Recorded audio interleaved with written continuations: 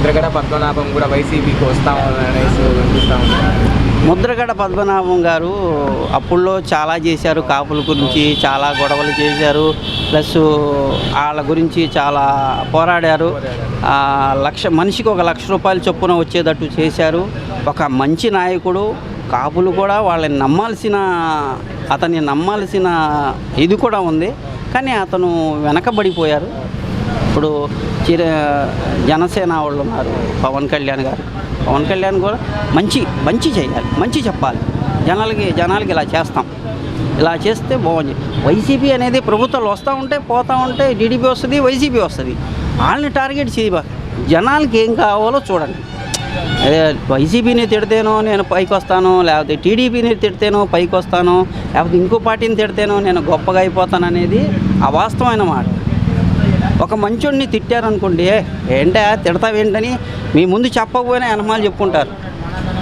ఎప్పుడు ఓటింగ్ వచ్చినప్పుడు చూపిస్తారు నువ్వు మంచోడువా కాదా అని. మరి ఇప్పుడు ముద్రగడ పద్మనాభం ఎందుకు టీడీపీలోకి వెళ్ళలేకపోతున్నారు? మరి ఆ రోజుల్లో ముద్రగడ గారు అక్కడ సభ పెడితే రైల్వేలు ఇవన్నీ తగలబెట్టేసి ఆయన మీద బోళ్ళని కేసులు పెట్టారు. మరి ఆయన కూడా ఆత్మాభిమానం అంటూ ఉంటుంది కదా, నేను ఇలా చేస్తే నేను కేసులు పెట్టారు మా వాళ్ళ మీద అనేది ఉంటుంది కదా, అలాంటిది ఏమైనా ఉండొచ్చు ఆయనకి. మరి పవన్ కళ్యాణ్ ఎందుకు ఆ రోజులలో ప్రశ్నించలేదు, ముద్రగడ పద్మనాభంకి ఈ విధంగా ఇలా చేస్తూ ఉన్నారు అనేసి టీడీపీ వాళ్ళు ఎందుకు ప్రశ్నించలేదు? ఇప్పుడు ప్రశ్నించలేదంటే ఆయన అప్పుడు పవన్ కళ్యాణ్ ఆయనకి మద్దతు ఇచ్చే ఉన్నాడు ఆ రోజుల్లో. మరి ఆయన ఫస్ట్ నుంచి చెప్తున్నారు, మీరు టీడీపీ కొట్టేస్తే నేను ప్రశ్నిస్తాను అని పవన్ కళ్యాణ్ గారు చెప్తానే ఉన్నారు. కానీ ఏనాడు పలానా విషయానికి ప్రశ్నించారు అనడానికి ఎక్కడా లేదు. ఈయన ప్రశ్నించలేదు కూడా. వాళ్ళ వైసీపీ చేస్తున్నా సరే మీరు ఎందుకు చేస్తున్నారని ప్రశ్నించలేదు. మీరు అదే వైసీపీ కార్యకర్తరా నా కొడకల్లారా పీక పిసికి చంపేస్తాను అది ఇది. ఇవాళ వైసీపీకి ఉన్న కార్యకర్త రేపు మీరు మంచి పనులు చేస్తే జనసేనకు అవుతాడు కార్యకర్త.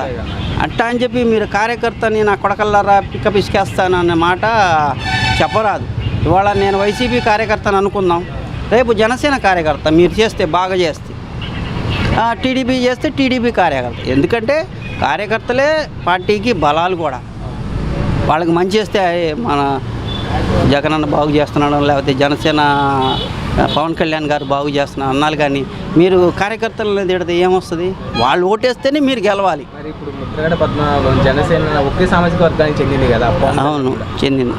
ఆ పార్టీలకు చేరకుండా పోవడానికి గల కారణాలు దేంట్లో? ఇది జనసేనలోక మరి ఆయన పవన్ కళ్యాణ్ గారు వెళ్ళి ఆయన్ని కలవడం, లేకపోతే ఆయనతో మాట్లాడి మనకి సపోర్ట్ చేయడం అని చెప్పడం, లేకపోతే మన దాంట్లో కలవండి, మనం కూడా ఒక మన పార్టీ పెట్టాం కదా పరిపాలన చేద్దామనో అని ఆయన కూడా మాట్లాడుకొని ఉంటే వాళ్ళు కలిసి, అంటే ఆయన కూడా నాయుడే కాబట్టి ఈయన కూడా నాయుడే కాబట్టి మన కాపు అన్నది వాళ్ళకి సహజంగా అయిపోయింది కాబట్టి కలవచ్చు. కాకపోతే ఆయనతో అవసరం లేదని అనుకున్నారేమో ఈయన. ఆయనంతలే మనం గెలిచేవచ్చు. పవన్ కళ్యాణ్కి ఫ్యాన్స్ ఉండొచ్చు. ఆ ఫ్యాన్స్ ఎంతవరకు మనం థియేటర్లో అల్లరి చేయడం వరకు. ఇక్కడ మన పాలించేవాడు ఎవడో, మన ఇంట్లో మనం పిల్లలు అనుకుందాం, మనకి నాన్న నాకు ఇది కావాలి అని మన తండ్రిని అడగగలం, లేకపోతే తల్లిని అడగగలం. నెక్స్ట్ వేరే వాడిని అడగలేం. ఇది ఏంటంటే వీళ్ళు ఈ 2014 కంటే ముందు వీళ్ళు ఎంత కొట్టుకున్నారంటే, ఈ నాయుళ్ళు కానీ ఈ చౌదరీస్ కానీ ఇదే థియేటర్లో మావిడే చరిత్ర ఏముందిరా చింపేస్తే చిరిగిపోద్ది అని ఒకడు, మీదేం జాతిరా బురద జాతి అని ఇంకొకడు. అంటే మనకు తెలియదు కాదు ఎవరిని అనుకున్నారు ఏంటది మనకు తెలియదు కాదు. వాళ్ళు డైలాగుల పరంగా వాడారు, మన ఎవరిని అంటున్నారు ఏంటనేది మనకు తెలుసు. వాళ్ళే కలిసిపోయి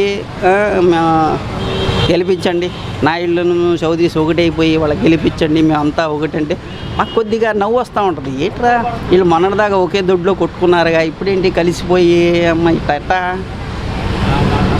ఎట్టా అసలు మనుషులకి మనల్ని ఎట్లా అంటున్నారు, ఇంత కించపరుస్తున్నారు. మానం, అభిమానం, మర్యాద, పౌరుషం అనేది ఉండాలి కదా మనిషికి. ఎన్ని సంవత్సరాల నుంచి కొట్టుకుంటున్నారు వీళ్ళు? ఇదే సినీ ఫీల్డ్లో వీళ్ళిద్దరూ అటు ఇటు మాట్లాడుకొని ఎన్ని సంవత్సరాల నుంచి కొట్టుకుంటున్నారు. నా 50 ఏళ్ళు వచ్చినాయి. నేను స్వతహాగా చిరంజీవి ఫ్యాన్స్. నేను ఎప్పుడైతే రాజకీయ పార్టీ పెట్టారో నేను అప్పటి నుంచి సైలెంట్ అయిపోయా. కరెక్ట్గా సినిమా పరంగా చూస్తాను, ఓకే బాగుంది. ఈ అల్లరి చిల్లరగా కొట్టుకోవడము, థియేటర్లో కొట్టుకొని వీళ్ళు నానా రచ్చ చేయడం, అది చండాలంగా ఉంది. ఇప్పుడు వాళ్ళిద్దరు ఒకటి అయిపోయారు. చూసేవాడికి ఎట్టా ఉంది, నవ్వులాట్లా ఉంది మీది. అలాంటి ఎంతమంది కలిసినా మళ్ళీ వచ్చేది నెక్స్ట్ జగనే, అదే పులి వస్తుంది. ఆంధ్రప్రదేశ్లో ఉన్న అన్ని కులాలకి యూనిటీ ఉంది, కాపు యూనిటీ లేదు. తప్పుడు పుట్టక పుట్టాడు కాపు, ఎందుకని సార్? అంతే.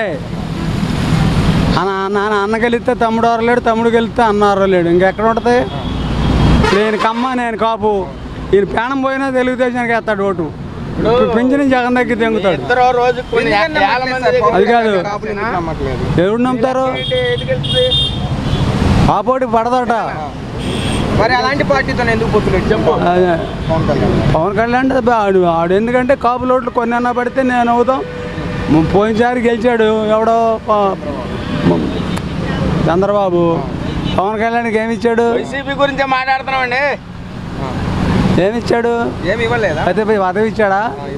మరి ఆడవాళ్ళ గెలిచింది, ఆడి ఓట్లు చీల్చుకున్నాక పక్కన కూర్చోబెట్టాడు. కనీసం మాట అన్నాడా?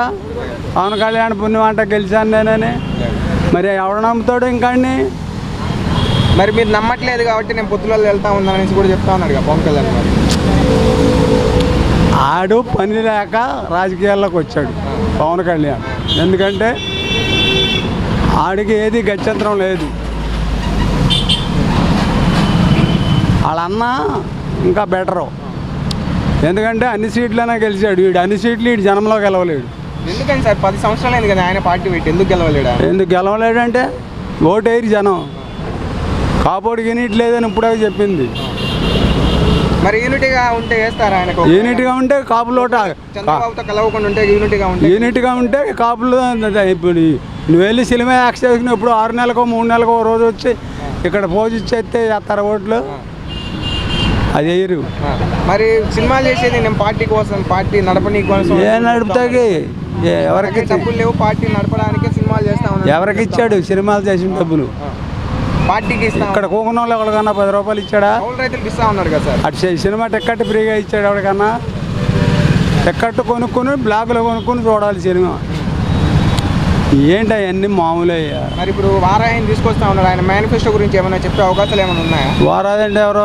పవన్ కళ్యాణ్ వారాహి ఆయన యాత్ర తిరుగుతా 14వ తారీఖు నుంచి స్టార్ట్ చేస్తా అని చెప్తా ఉన్నారు.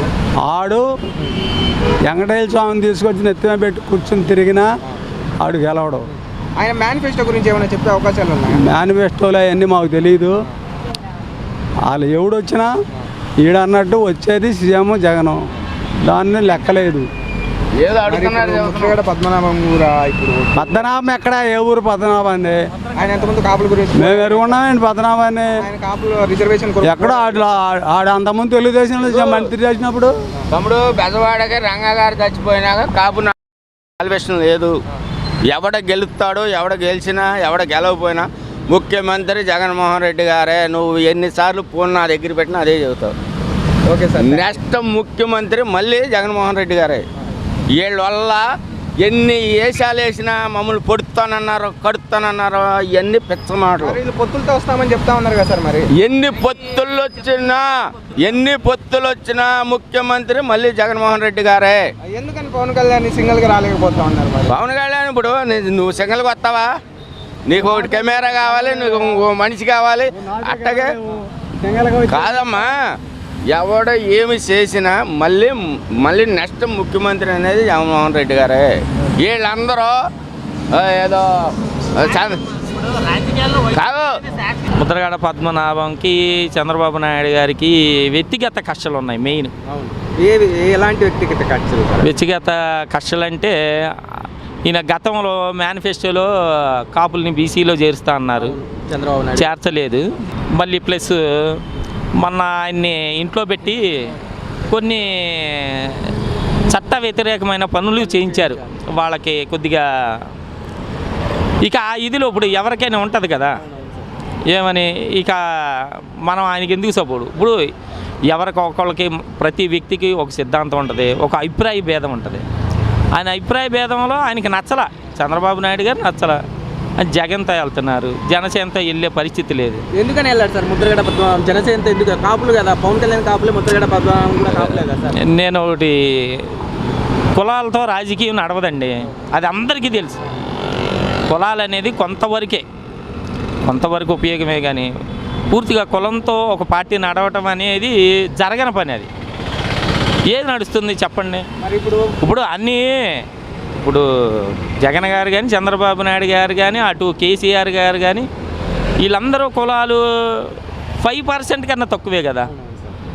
అలా ఏం కాదు. ఏంటంటే వనరులకు ఉండాలి, సామర్థ్యం ఉండాలి, స్టెబిలిటీ ఉండాలి. ఇవన్నీ ఉంటే ఎవరైనా పార్టీ, ఇప్పుడు మన పార్టీ ఎంతవరకు నమ్మకాలం అనేది మన మీద మనకు నమ్మకం ఉండాలి. అది నాకు జనసేనలో అయితే ఏం కనపడలేదు.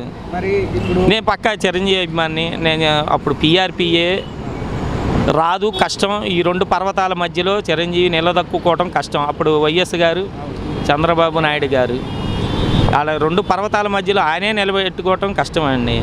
నేను ఒకటి చెబుతున్నా, అసలు రాజకీయాల్లో కానీ, సినిమా ఫీల్డ్లో కానీ ఒక చిరంజీవి ఫ్యామిలీ, ఎందుకంటే నేను చాలా దగ్గరగా చూశాను. సినిమా ఫీల్డ్లో కూడా వర్క్ చేశాను. నేను వాళ్ళ ఫ్యామిలీతో చాలా దగ్గరగా సన్నిహితంగా చూసే కొన్ని వ్యాపార పరంగా, సినిమాల ఫీల్డ్లో పరంగా ఒకరికొక అప్పటికప్పుడు మనం మాట్లాడుకోవటం, చేసుకోవటం, ఆ ఫిలిం నగర్లో ఉంటాయి కదా, షూటింగ్లకి వెళ్ళటం, ఈ చూసిన దాన్ని బట్టి చిరంజీవి సాధించింది వాళ్ళ ఫ్యామిలీలు ఎవ్వరు ఏం సాధించలేరండి. ఇది నా ఓన్ ఒపీనియన్. సినిమా రంగంలో కానీ, రాజకీయాల్లో కానీ. అది ఇప్పుడు సార్ ముద్రగడ పద్మనాభము వైసీపీకి వెళ్తే పవన్ కళ్యాణ్ సైడ్ ఉంటారా కాపులు? ఇప్పుడు వైసీపీ సైడ్ ఉంటారా సార్ కాపులు? లేదు, ఎవరి లోకల్లో ఎవరి ప్రయారిటీ వాళ్ళకే. అది మరి అప్పుడు అక్కడ గెలిచే పరిస్థితి అయితే లేదు. పవన్ కళ్యాణ్ అనుకుంటున్నాము గోదావరి జిల్లాల్లో వేస్తేనే గెలవలేం. ఆయన అటు వెళ్ళి రాయలసీమ ఇటన్నా వేస్తేనే గెలుస్తాడు. ఎందుకంటే సార్ గోదావరి జిల్లాలో కాపులు ఎక్కువ మంది ఉన్నారు కదా సార్, అక్కడ గెలవకపోవడం కాపులు ఎక్కువ మంది ఉన్నారంటే ఒక్కొక్క నియోజకవర్గాల్లో 30, 40, 50% ఉంటారమ్మా. ఉంటే అందరూ వేస్తారని ఎలా ఉంటుంది? ఇప్పుడు పిఠాపురమే చూసుకోండి, ఆయన ఉన్నాడా ఎమ్మెల్యే, ఆయన కాపతనేగా.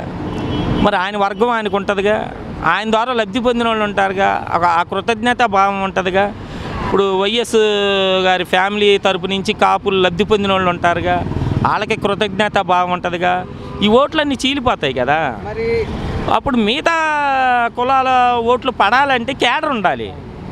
క్యాడర్ లేకపోకుండా గెలవటం, క్యాడర్ని ఏర్పరచుకోకుండా అప్పటికప్పుడు వేయటం, అప్పటికప్పుడు గెలవటం, అవన్నీ ఎప్పుడో NTR రోజుల్లో, పూర్వపు రోజుల్లో, ఇది మనకి మీడియా లేని రోజుల్లో, సందుకి మీడియా ఉంది.